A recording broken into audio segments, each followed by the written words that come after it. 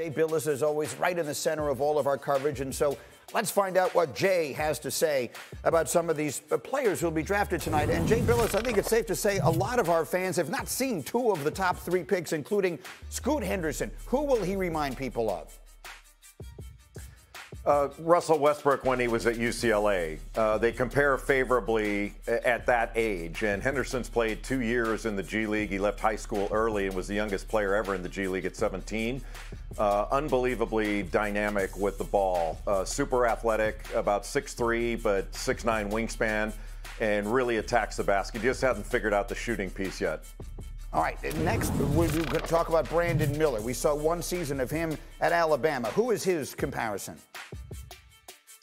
I would say a little bit like Paul George when he was at Fresno State, and you don't know if he's going to turn into Paul George in the NBA, but he's got that sort of ability level. Brandon Miller's an outstanding jump shooter. You know, shot 39% from three. He became a much better finisher. He started off slow, finishing at the basket, but started taking it much stronger toward the end of the year. And he's really a complete offensive player. He said Paul George was his favorite player growing up. And then, of course, there's Victor Wembanyama, who we've heard a lot about, but most people haven't really seen him. What would be his comparison? There really is no comparison. We're kind of making this up. But Ralph Sampson, if he were born 19 years ago, maybe would be raised in the game the way Wembanyama has been. But there's nobody like Victor Wembanyama. And look, I get it. If we said this kind of thing about a prospect every year, I would get it as it being called hype. This is not hype. This guy is the real deal, and all you have to do is watch it. And the only thing that derails this train to greatness for Victor Wembanyama is an injury. And he's not shown any tendency to get injured. He's not had injuries in the past, and in fact, he's got such a professional approach to things. He really takes injury prevention seriously. So he's different from anybody I've ever seen, and he's the best prospect since LeBron. Best prospect since LeBron. Talk us through that. Legler and Windy are here, but talk me through it. Again, the fans have been hearing this name forever, and they've seen little clips of video here and there. Tell me about what is he? What is it he does? I get it that he's 7'5", and in and of itself, that is special. But just talk me through the things you're seeing him do that make him a prospect of this magnitude. He's a 6'2" guard and a 7'5" body, and he impacts the game at a high level at both ends of the floor. He operates like a guard on the perimeter. His handle is like a guard. He can operate in a pick and roll. Because of his size, his strides are long. He can get to the basket. His length. He's a beautiful jump shooting form. He still needs to get better from three-point range, but he's got everything. And then on defense, he can block a ton of shots. He played in the same division as Rudy Gobert, and he blocked like 50 more shots in 7 more games than Gobert played. And he can block shots on the perimeter. You know, he can switch out on a guard, give the guard space to take away the drive and still recover to a step-back three and either block it or change it. Look, he's going to be great. And I think he's got the makeup. Wendy would know more about this, but I really believe he's got the mental makeup to be great. It's not just the physical attributes and all the things he can do on the floor. He's got a maturity level, and he's kind of, in a way, unshakable, and he's been raised to be a star. You know, he's been raised for this, and I think he's primed for it. You say that about Windy because at one point here, Windy almost had to take up French citizenship because you were over there so much with him. Tell us about that. And in particular, when Jay mentions the handle, you were telling me a fascinating thing this morning. His youth coaches used techniques that Pistol Pete Maravich. After Pete Maravich retired, he made this series of videotapes. You can find them on YouTube. The French coaches loved it. Maravich was, he was a huge believer in dribbling low. And Wembanyama's coaches, when he was young, 12, 13, were like, Victor, you got to dribble low. So when you look at Wembanyama now, yes, he is extremely tall. He's got enormous hands.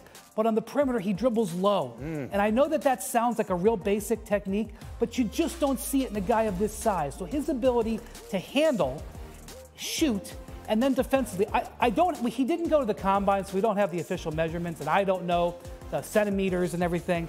But I will bet you from the bottom of his hand to the top of his middle finger is about a foot. okay? If it's not 12 inches, it's 11 point something, okay? Yeah. And so what this enables him to do, not only has he got this pogo stick of an arm, he's got this enormous hand. So I'm telling you, starting in Summer League in 2 weeks, there will be players who are on the court with him, and they're going to be like, okay, I got an open jump shot, and he will come and he will block their shot, and they will say, where did he come from? Because he will be 20 feet away. 20 feet away from somebody when they're starting a jump shot, and he will block it. And that's what's going to happen in the NBA from day one. He is going to get embarrassed because of his bulk. There's going to be times where he's physically intimidated. But his length and his ability to have ball skills at that size is going to embarrass other people too. So Legs, think me through this. I mean, you've been out there playing with these guys. I mean, talk to me about a 7'5" with guard skills and a wingspan and a foot-long hand and everything else. What does this mean? Well, look, obviously this is a weapon unlike anything this league has seen, and that's not overhype. He's a guy, because of his length and his ability to put the ball on the floor and get to spots, and then elevate with a shooting form right now that's not necessarily perfect, but I think it has the potential to get there. But his mechanics are so solid right now, he can get to places, and he's got some escapability with his handle, and with the length on top of it, we just haven't seen anything like it. Now, the one thing we haven't seen yet is that frame against guys that are in that 6'8", 6'9" range, that are grown men strong, that can get up into his space a little bit, right? And now you're going to see him start to have to adjust to that on a nightly basis over an 82-game season.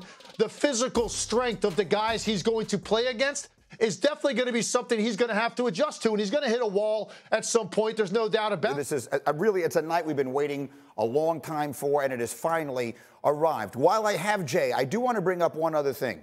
Because 4 years ago, we were having another night where we were talking about a draft that was going to change everything, and a player who was going to change everything, who could do things that no one had ever done at his size. A lot of the same words that we were using, although obviously a very different size for Zion Williamson. And now all of a sudden there's all this talk about the possibility of the Pelicans moving on from him and everything else. And just because, Jay, this is the only chance I'm going to get to talk to you, I really wanted to get your perspective on him. Obviously, you saw him at Duke as much as anyone could have.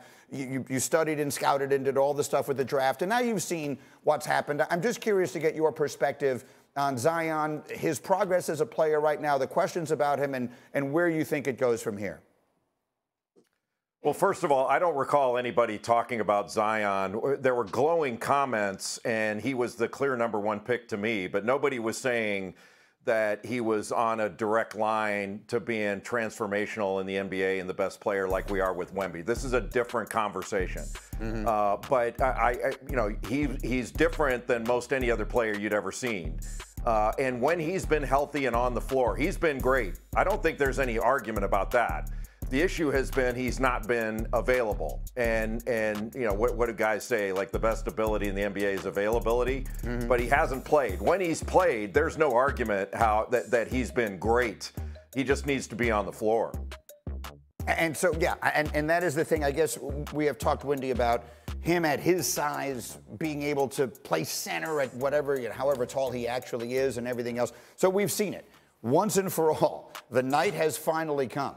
Is there a real possibility that Zion gets traded before the draft? I don't think so, because Mitch Kupchak, the general manager of the Charlotte Hornets, came out yesterday and said they're almost 100% going to use the pick at #2, and all signs point to the Blazers using the pick at #3. Those are the spots that the Pelicans were interested in moving up to because they had such an affinity for Scoot Henderson.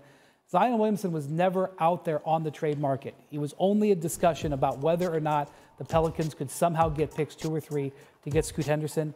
That doesn't appear likely. I think this is a different issue. I think the Pelicans are going to move forward and try to get Zion healthy and try to get him going this fall. And I'm just going to say, when he was at Duke, he was a defensive playmaker.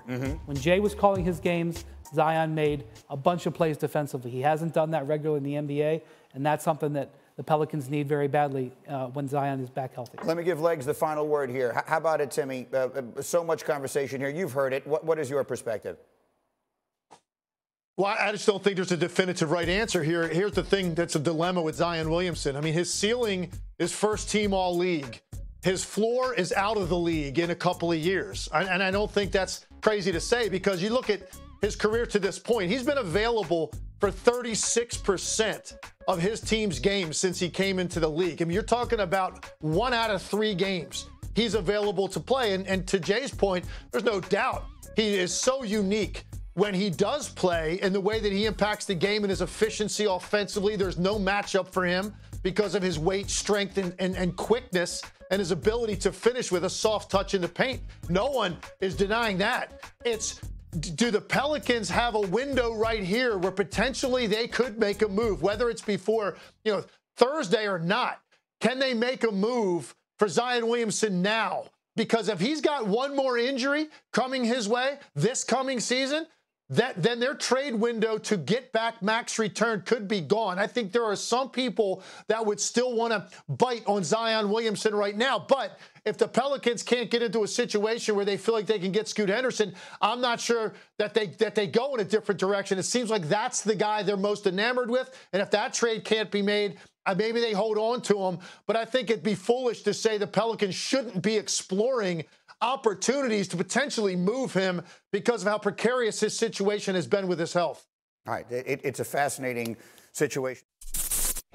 Thank you for watching ESPN on YouTube. For live streaming sports and premium content, subscribe to ESPN+.